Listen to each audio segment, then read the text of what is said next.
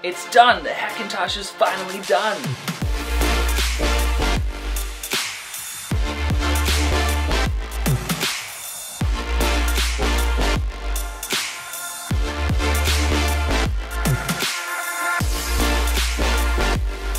Now I know that I've been pretty distant in terms of how the rest of the room has been progressing. I am going to make a video that finalizes that, but I think a good interlude right now, after all of the struggle that I've been through with this Hackintosh, is to show that it's done, show it fully up, 100% operational, quite honestly, and I'm actually amazed with how awesome it is and how well it actually works. There were definitely some issues and some caveats, but first I want to get into the parts list. This beast is rocking an Intel i7-8700K on a Z370 XP SLI motherboard by Gigabyte.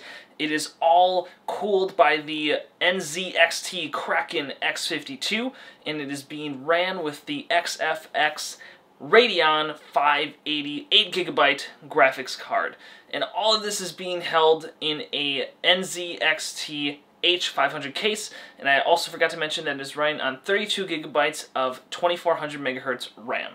So obviously those that are looking to build a Hackintosh are going to run into some issues. It's not natural for something like this to happen and to be possible, so there's obviously going to be some caveats that you run into while you build this. I had quite a few actually, and I'm not going to go through like a lot of other videos about Hackintoshes and describe step by step how this was done. Honestly, if you go to the website link down below, I'm going to mix up the order, but it's like Tony x8664 Mac or something like that.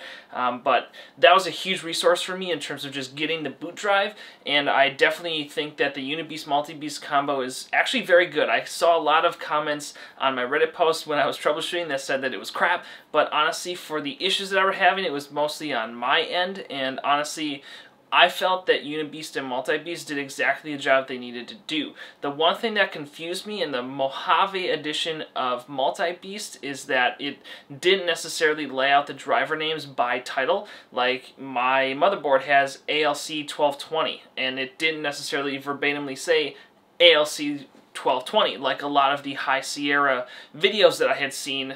That version of Multi-Beast had it laid out as specifically saying ALC 1220.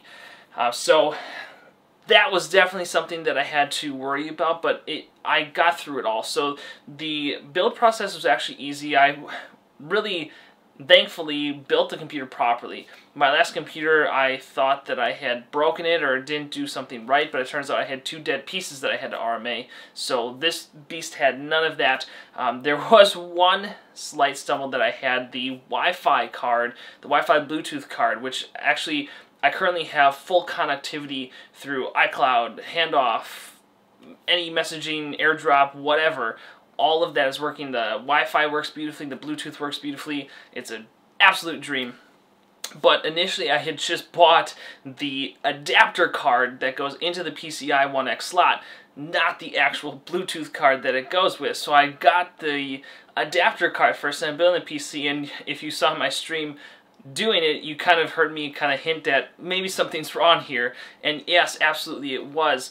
I had forgotten to buy the actual card that is the Bluetooth, so I was like screwing in the antenna on the back of the card, and I'm like, these wires just don't go to anything. So I did order one, and obviously all of the parts that are in this computer will be down in the description, and I know that I mentioned that I'm not going to go in this video through a step-by-step guide. I'd be more than happy to if that's something that you're interested in, or if you have any questions with the parts that I have, please feel free to let me know. I would love to help you guys out. I'm definitely going to be an open resource to anybody, as so many others were to me as well. I'm going to give back in that way, but that was one error that I had. So then when I got the card, it worked. It was really hard to snap the antenna onto the board, but once I got that taken care of, everything worked beautifully. I didn't have to worry about any drivers. All of that worked actually quite natively. I still installed my Ethernet network adapter just in case.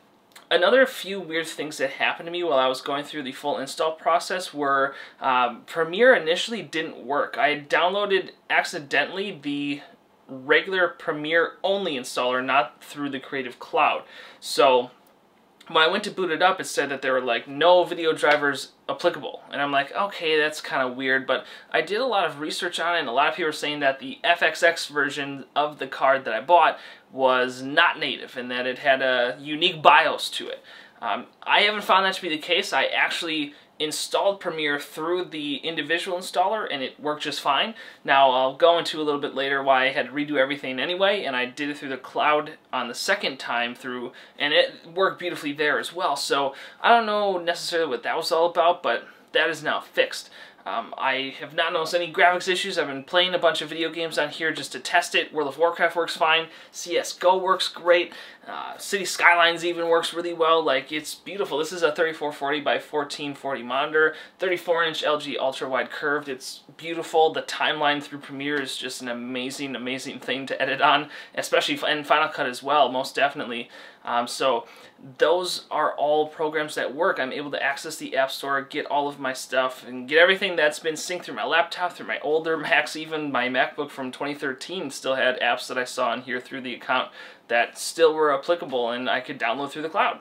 The last issue that I really struggled with was getting the audio driver working. I didn't necessarily know, like I had mentioned earlier, what multi-beast selection correlated with the ALC 1220 codec, so I kind of just threw codec after codec after codec at it, and I just installed like all of the texts, and I actually ended up bricking it. I don't know exactly what happened. I'm still a little confused as to what it was, but I'm done and I fixed it, so I'm not really too concerned about it. But basically the Clover boot manager changed completely. It went from like the black version of it to the gray version of it, and no matter what option I hit, even through safe mode, through verbosing, I couldn't find anything through the verbose.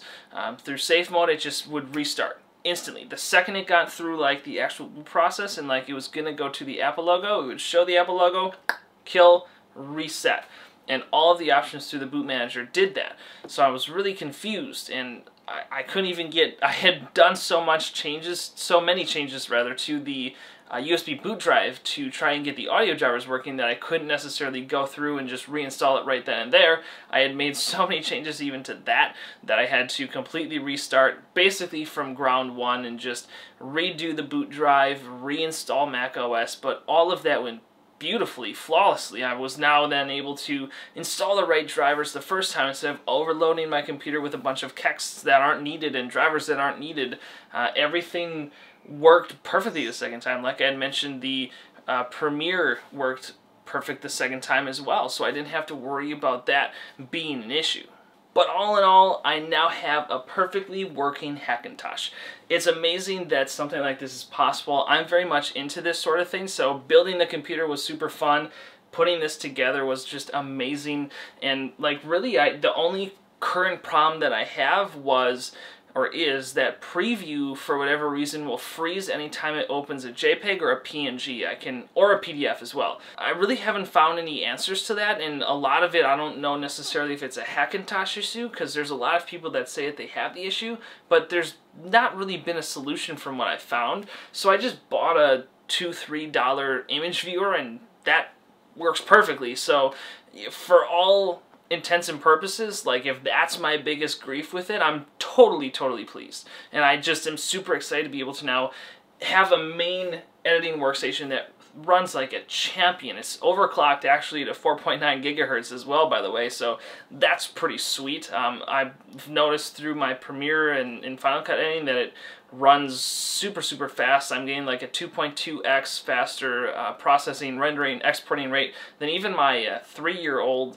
Obviously it's going to be faster, but that computer with the i7 4790K and the 970 GTX, I probably just screwed that up, but the 970 NVIDIA card, 4GB version. So like obviously definitely super improvements, and as you can tell, I'm not necessarily the most computer savvy person. I'm computer savvy, but not necessarily through the technicals. So for me to be able to do this, I would say that anybody can do it. The guide on the Tony website was actually really good, and I had a very easy time following it. Like I said, there were caveats and things that I kind of messed up, things that confused me a little bit, but I was able to find all of my answers, and actually a lot of the answers were solved just by doing a little bit of tinkering. The Premiere thing I figured out. The no Wi-Fi thing was my own fault because I didn't buy the actual card. The audio drivers I figured out kind of by accidentally breaking it more, but it worked out really well in the end, and I'm just super happy to have this finally up and running. So thank you so much for being a part of this process. The final video to this, I'm going to just make it a 3-part trilogy, is going to be a final, this is my complete minimalist room. I'm super, super happy with how this turned out, and I cannot wait to produce some amazing content for you guys on it. So thank you so much for watching and for being a part of it. If you have any questions, please let me know. I would love to help anybody out with this process. If you want to see more in-depth reviews of my thoughts on the specific parts or the monitor, I can do that. How it compares to my old workstation, I could do a side-by-side comparison since it's literally right there. But yeah, I would love to hear what you guys have to say, so let me know. And until next time, I'll see you on the internet.